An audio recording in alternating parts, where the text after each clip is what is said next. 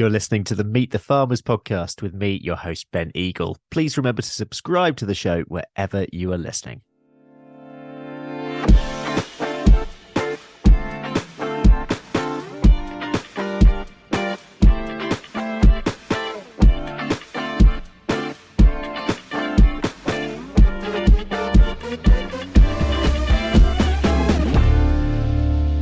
Hello, everyone, and welcome to episode 247 of the Meet the Farmers podcast with me, Ben Eagle.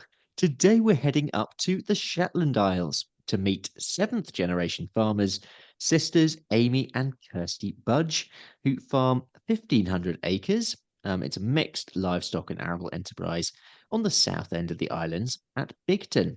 They currently keep 100 suckler cows, 650 ewes, and grow about 60 acres of barley. And the holding includes grazing on the island of St Ninians, which is attached to Shetland by a dramatic sand spit. Kirsty and Aimee took the farm on in 2014 when their dad, Bryden, tragically died in a farm accident. They were just 17 and 21 at the time.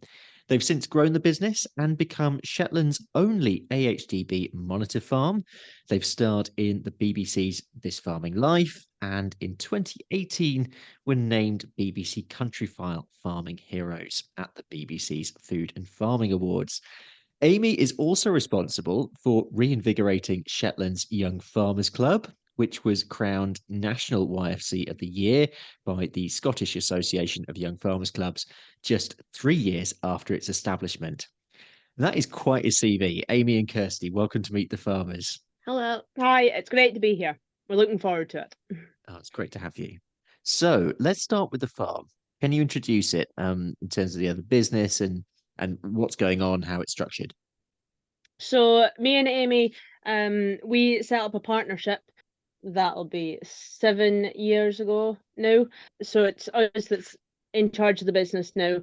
And we mainly focus on livestock, and then we do grow some crops as well with the cattle and sheep. And then we grow some barley, mainly just to for feeding and bedding for the animals. But we do sell some surplus just to local farmers, both the barley and the straw. And you've got a mix of owned and tenanted land, and you've recently expanded. Yeah, we've owned most of the land, and we took on about 800 acres, which is mainly rough grazing hill land, which has allowed us to start breeding our own replacements for the sheep.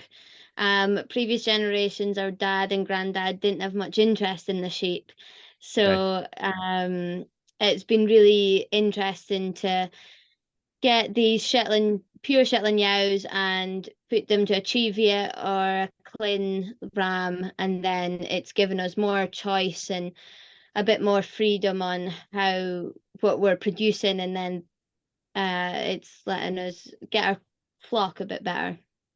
Where's I assume that Lerwick's the main market on the island?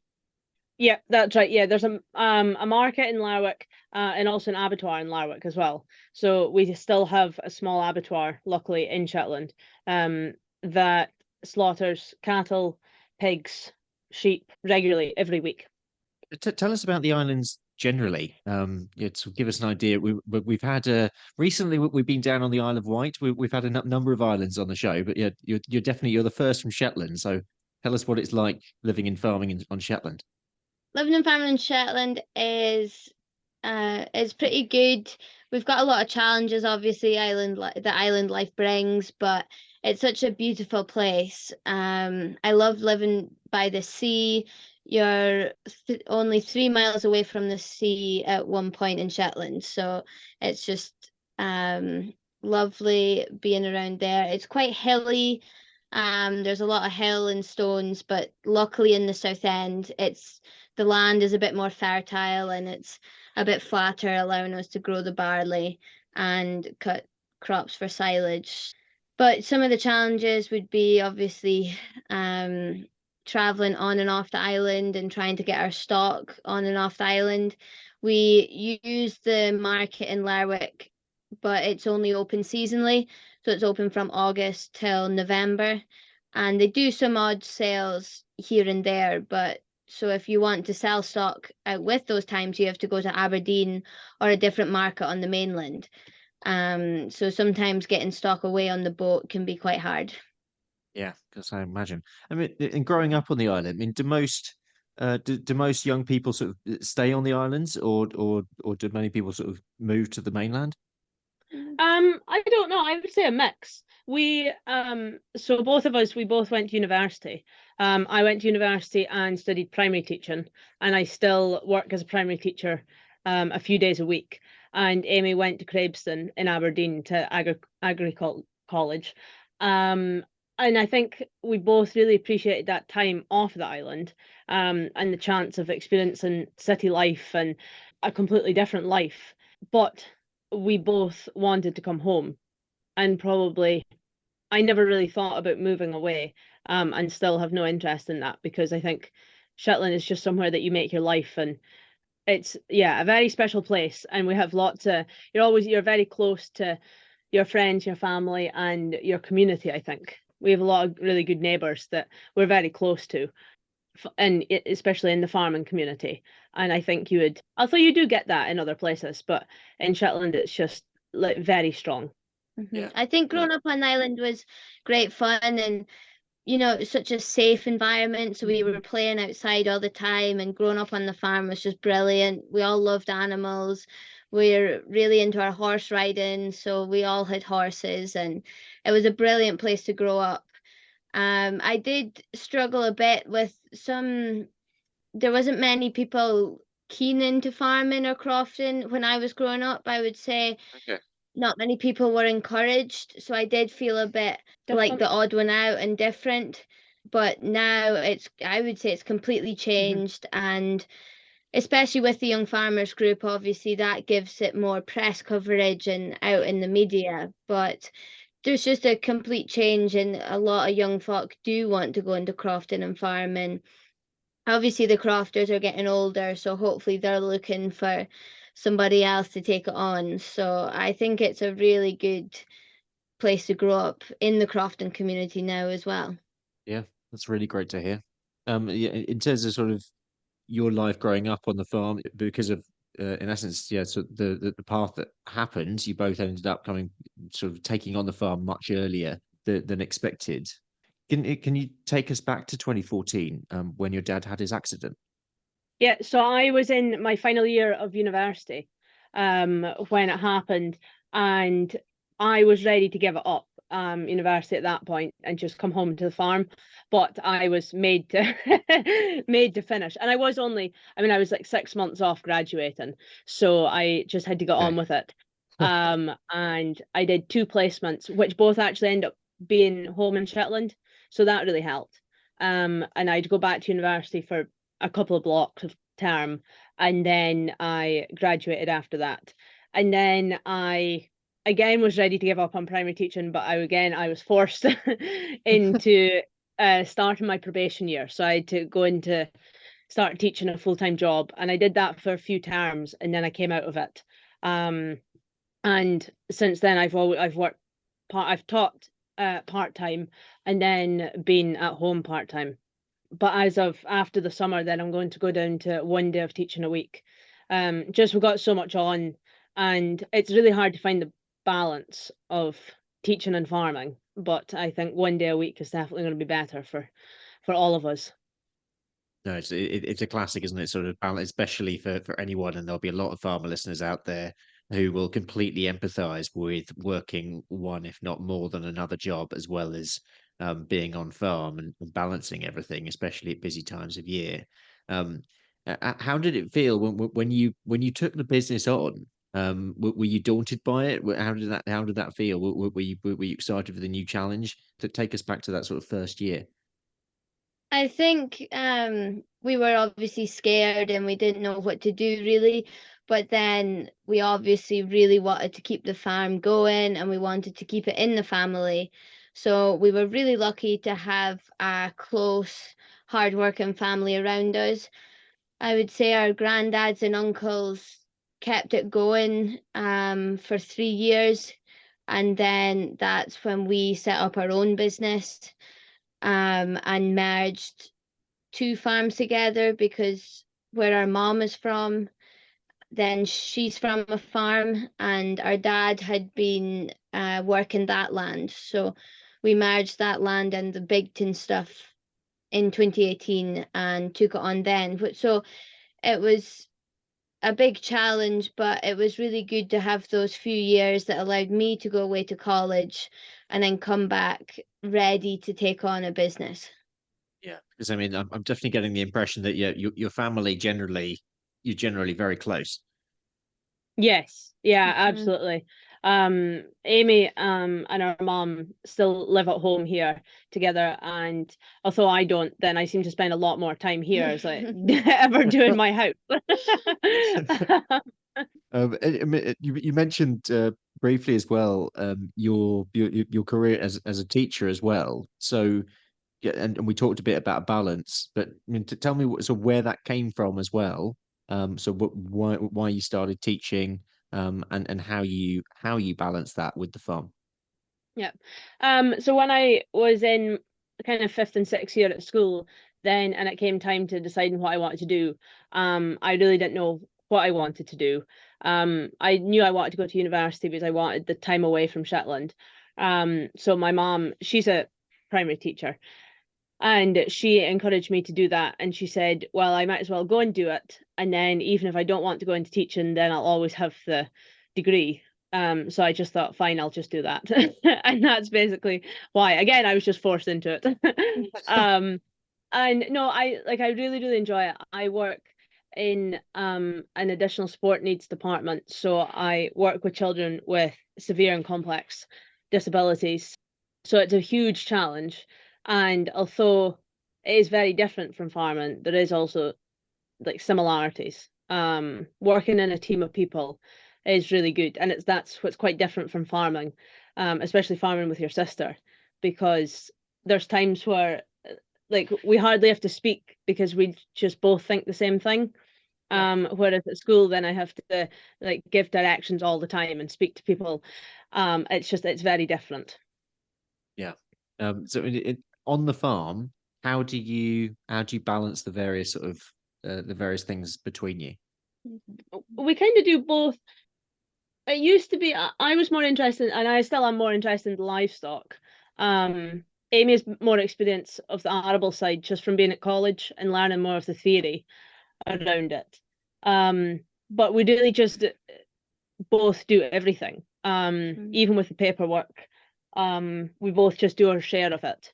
And then I suppose you can't really blame the other person if Yeah. something's not been done because it's your fault as well. So We're both involved. And yeah, Aimee, I mean, you re-established the Young Farmers Club on Shetland, which I'm really interested in this as to sort of mean how because it's so re-established. So how long was it not going for, and how did that come about? Sort of deciding let's make this happen. I think the Young Farmers Club hadn't been going for about 10 years. And it was really after me going to college, I joined a Young Farmers Club there, Geary Young Farmers, because some of my college ones went to that. And going there and attending the meetings was just so much fun. It was brilliant to see and make friends with like-minded people.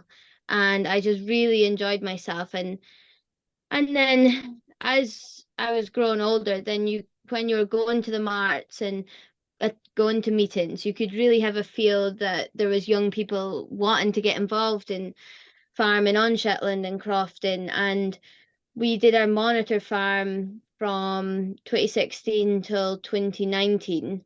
So again, through those meetings, you were seeing young folk attending, and that was a real boost for the agriculture community in Shetland as well. So after that, I suppose it encouraged me even more to start the Young Farmers Club and look into it.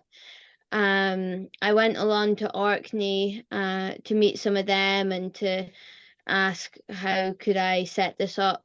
And a few of the representatives from SAYFC came up to Shetland and helped us set it up. So no, it was brilliant. we held the first few meetings just in the Marts, because they've got a meeting room there in the Marts Cafe.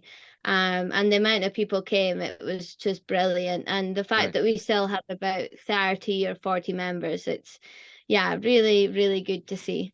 Yeah, amazing. And within 3 years, you were named YFC of the Year. That must have been amazing. Yeah, that was the best achievement ever. It obviously takes so much work to and a really strong committee to keep these meetings going and doing all these different things. But we'd had such a busy year, and especially I think we took COVID as a way to strengthen our club. We held a lot of online meetings, which is where I think maybe we stood out a bit differently, because we held online meetings and it kind of gave us an opportunity to get experts from South and people to come along to these meetings, because obviously they didn't have to fly up. We were just doing it online. And I'm sure we did an online auction that year. So, we were still raising money for charity, even though we weren't meeting up as much. So yeah, I think it was just, a brilliant few years. In 2020, we tried for it, but we came second. So Oh. was it 21 or 22? We were determined to make it the top club. Yeah. Oh yeah, well, massive congrats on that. And it's just, yeah, I mean, what a great legacy already to actually see a club that is thriving as well. It's an amazing thing to have done. I realize I'm jumping a bit about with the story here, but returning to the farm, can you give us a bit of the history of the farm as well? Because I think I'm right in saying that I've read somewhere that you're seventh generation. Yeah, something about that. Yeah, it's about there. Okay. Yeah, so our family originally came from Caithness, and they were farm workers from north of Scotland, and they came to Shetland to Bigton Farm and worked here for a few generations. And then it was our granddad's dad, so our great granddad, he bought the farm from the laird. Right. At the time, then the laird was selling off a lot of land, so he took the opportunity to buy the farm in the 1950s. Yes, about then. And then since then it's been owned. So that's the kind of main holding, Bigton Farm. And then our Tobe Farm, as we call it, that's on our mom's side. And that's made up of like lots of kind of smaller crofts that's been bought over time, over generations. And then some of it is still rented as well. And that's the two places that we've merged together. They're only about 5 miles apart. And then so it's easy enough to go up and down. And they're quite similar. They're both fairly arable land, a lot of good grazing on it, and very sandy soil as well. Okay. Excellent for cattle, especially.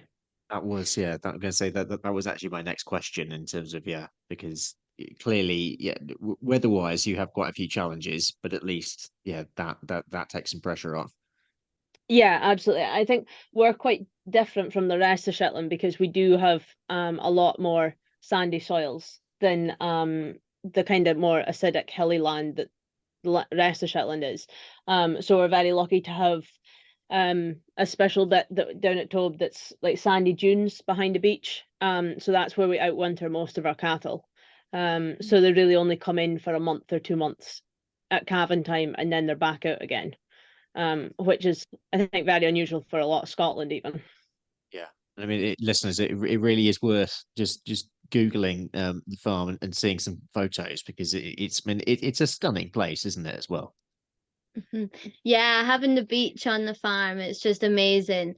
We love going horse riding, and when you're galloping up the beach, it's just a brilliant way to release everything and have great fun.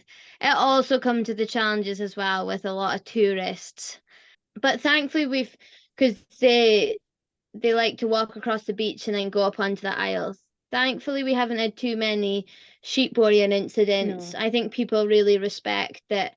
I guess we're lucky they can let their dogs loose on the beach, so they're happy enough to keep them on the lead on the aisle kind of thing. but I think it's just the traffic can be quite relentless. Yeah. And if we're trying to move the sheep, then we obviously do it first thing in the morning or late at night when there should be hopefully less people on the beach. Okay.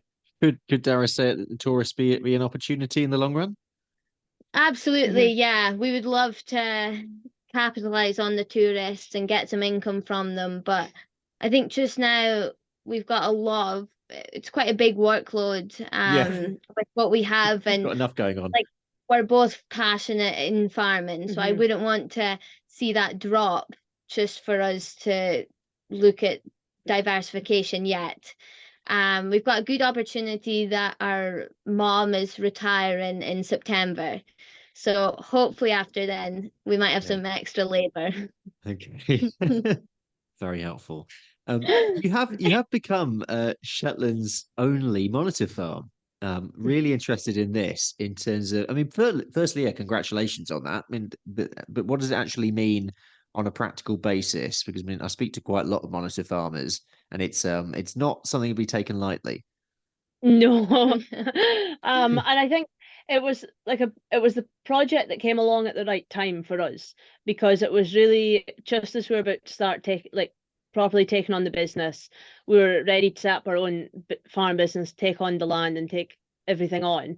And I do think, and I've said this before, that if the monitor farm hadn't come along at that time, I don't know how the farm and the business would look now.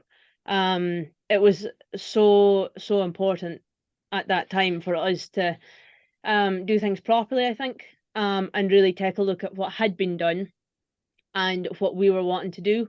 And although there was no massive changes that we made to the farm, but there was just lots of small things. And just to get the advice from both from local farmers and from consultants and specialists and all these different folk who came up from south to talk at our meetings and to walk around the farm, and we learned so much from it.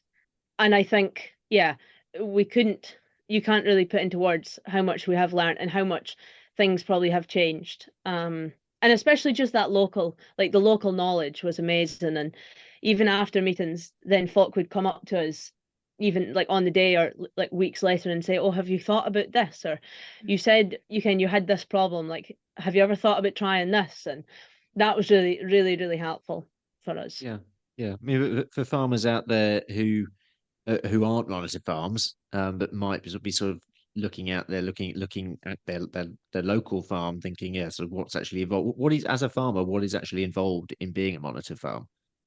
Well, the main thing is you have 6 meetings a year. So we had 5 on our farm, and then so we usually looked at something on the farm, like before Tupin time, we looked at the rams and seen what they were looking like, and then we had a vet have a talk in our local village hall with some fancies and the best food ever. And then for one of the meetings, we went somewhere else on Shetland. So we went to a neighbouring farm down in Sunborough. We went up to Yell for a meeting and kind of just changed it a bit so that it wasn't always on our farm. We got about 30 or 40 people to most of the meetings. Wow. So it does seem a bit daunting, but also I mind before one of the meetings, I was running around like a headless chicken trying to tidy up and get it spotless. And I mind our granddad stopping me and being like, you can just calm down because they're Yeah. coming onto a working farm. Like if you're working it, then it cannot be spotless the whole time. So that made me realize that and also it made me realize like farmers and crofters were wanting to see something relatable too. But no, the Monitor Farm project was amazing.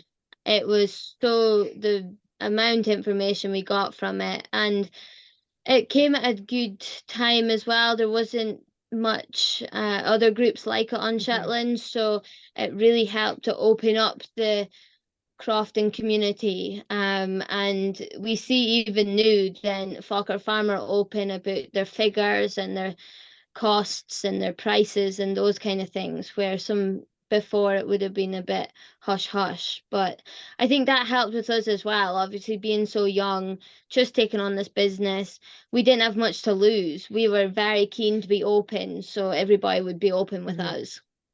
Let's talk about this farming life. This might be what a lot of people recognize you from, but I'm interested in how it came about. So filming began in January 2018, and it was sort of once a week, if every month, and it went on for 10 months. So, I mean, again, quite a big thing having them around all the time. How did that come about? So we were actually I think it was somebody from the Scottish Farmer recommended us to the BBC, because I think they'd approached the Scottish Farmer and asked about if there's any farms they thought of, because we definitely did not apply. And we got, after being monitor farmers, we got a lot of press coverage, because obviously we were quite unusual. Young female farmers taking on the farm. So I think we were in every farming newspaper and North paper you could think of. So it kind of started from that. Yeah. And we were very unsure, I think, at first about doing it. But the film crews that came up, and it was the same people that came up every time, then they were very, very good. And I suppose for us it was different because we kind of had to save up jobs for that 1 week every month for them coming to film. Okay. We could kind of give them an idea of when to come, but at the same time we kind of had to bank things up. So in some ways it did make us more organized. Whereas I think like on the mainland, Scotland, when they've done the filming, then they just like phone up and say, "Oh, we're going to go and gather the hill today. Can you come and film?" But no, it was very intense, especially at lambing time, and we did get really, really grumpy. It must have been quite annoying sometimes as well if you're saving up things and if you've got good conditions and then you've got to wait. Yeah, yeah, exactly. And we were very lucky. Like that year, it was like amazing weather every time they came, until like the last week in October, and it was horrendous. Like it hailed, it was raining, and we were trying to work with cows, and like we just had to stop and shelter for a while because it was just the weather was horrendous. But no, it was really, really good, and I'm so glad we did it. Both for Shetland, especially for Shetland, because to show that what can be produced on Shetland, because a lot of people probably just think it's hilly and rough and it's just a few Shetland sheep and Shetland ponies, but we actually showed that we can produce barley, and we can produce just as good livestock as what they can on the mainland. So that was really important. Yeah, I mean, it's great seeing. Obviously, we've got Clarkson's Farm out at the moment, and it's great to see more and more farmers out in various forms of media, farming voices getting out there. Having been through it in quite an intense way, what advice would you give to farmers who the media comes knocking? What would you say to them? I think be honest to a point. There were some things that was going on in the farm, and they just said, "No, I don't think the British public's ready for that yet." So, so yeah, it's a balance of being honest, and because people are really interested in what we do, even just day to day. Like even when I go to school, then people still ask if I drive the tractors, and I'm like, yes, like I don't have a tractor driving man that comes behind me. And just people still ask like, oh, so what do you do in a day? And you can't even answer that because you might do anything in a day. But no, just folk are just so interested to see it. Yeah, and just be relaxed and be yourself. I feel like, yeah, like Kirsty's saying, folk are interested in just seeing what you're doing. They're not interested in seeing this shiny picture of farming.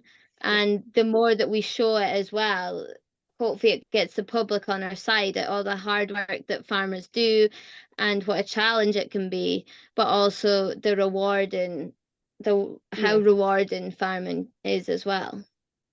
What does the future of the farm look like for you? Obviously, you've got a huge amount going on, but you've probably got some plans at the back of your head. What does farming look like in the future for you? I think it's always about making it sustainable and economically viable. Is the that's the kind of important things. Obviously, things are going to change with the subsidies. and it's about trying not to be totally dependent on subsidies to keep going. That should kind of support your business. And also changing to, I mean, we are part of environmental schemes just now. There's obviously going to be more emphasis on that just coming soon. And just kind of, yeah, trying to keep up to date with all the changes in policy. But at the same time, running a sustainable and profitable business, so that we can then hand over to the next generation. Yeah, I was going to say, I mean, just pausing on that for a minute. What, just for mostly for farmer listeners in other bits of the UK, in England, Wales, and Northern Ireland, what does the transition look like in Scotland, from your point of view at the moment, in terms of how as a farm business you're going to be affected with the changes?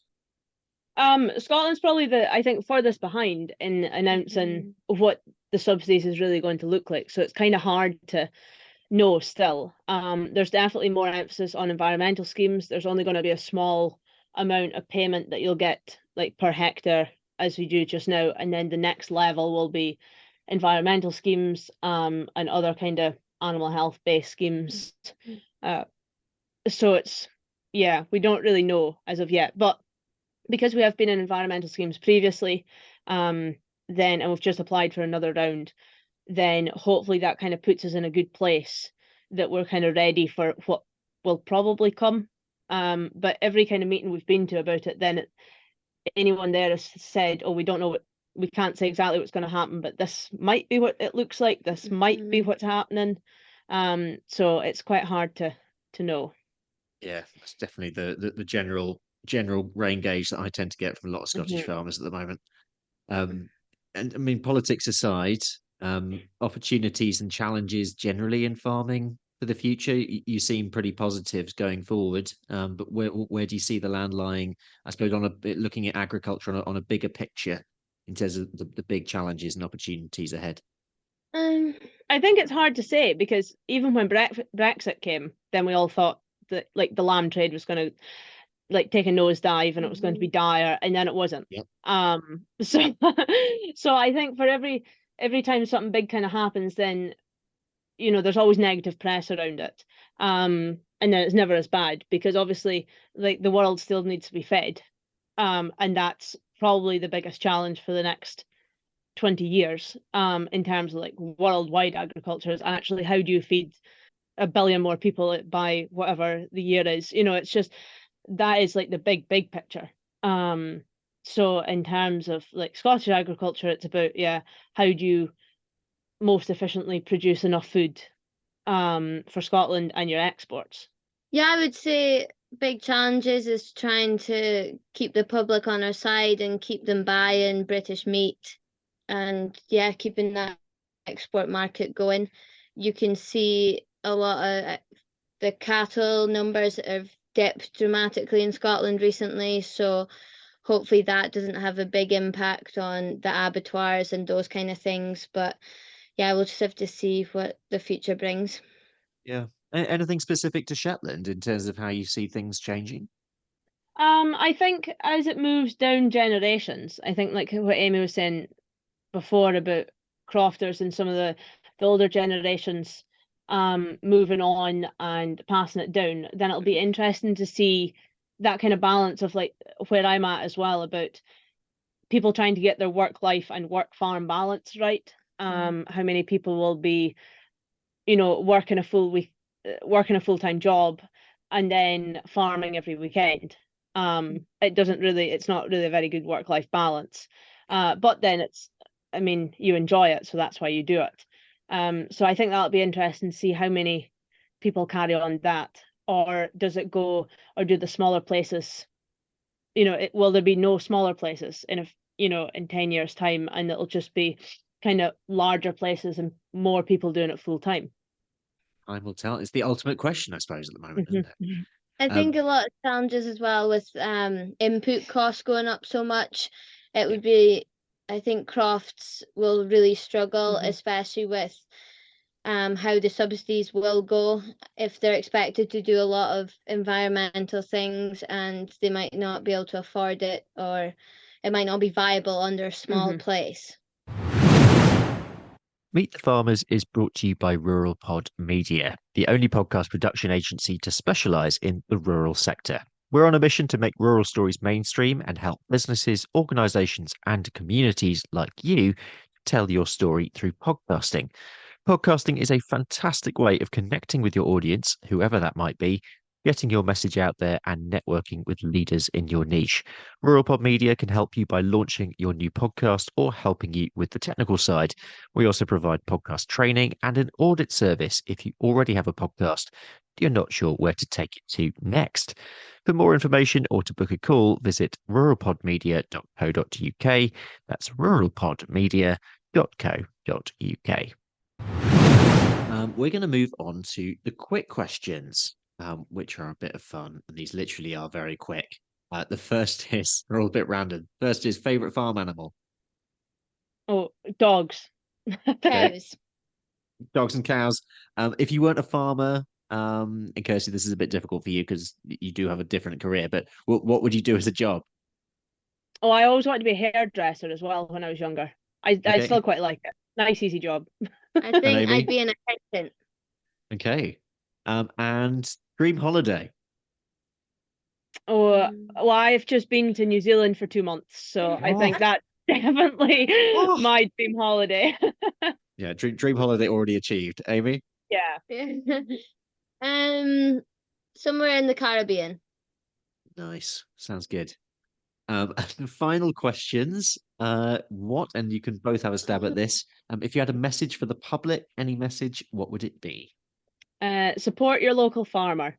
Go to your local farm shop and go and visit a farm at any opportunity that you have. Buy British meat and keep supporting your local farmers. Nice. And a message for farmers. Keep going. You're doing a brilliant job.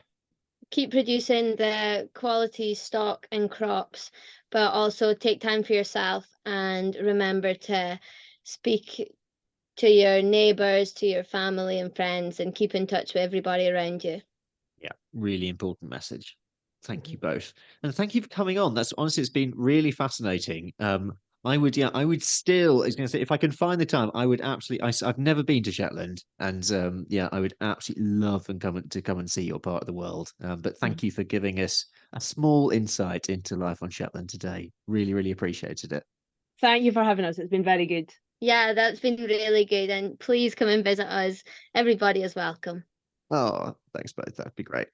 That is it for today. A huge thanks to my guests, Aimee and Kirsty Budge, for coming on the show. Thank you also for listening. Please share this episode on your socials. Don't forget to check out our sister show as well, Rural Business Focus. You can find that wherever you're listening to this show. Next time, we'll be in Leicestershire meeting arable and poultry farmer Will Oliver, who is a former arable farmer of the year at the Farmers Weekly Awards. But for now, I'm Ben Eagle. This has been Meet the Farmers, and thank you very much for listening.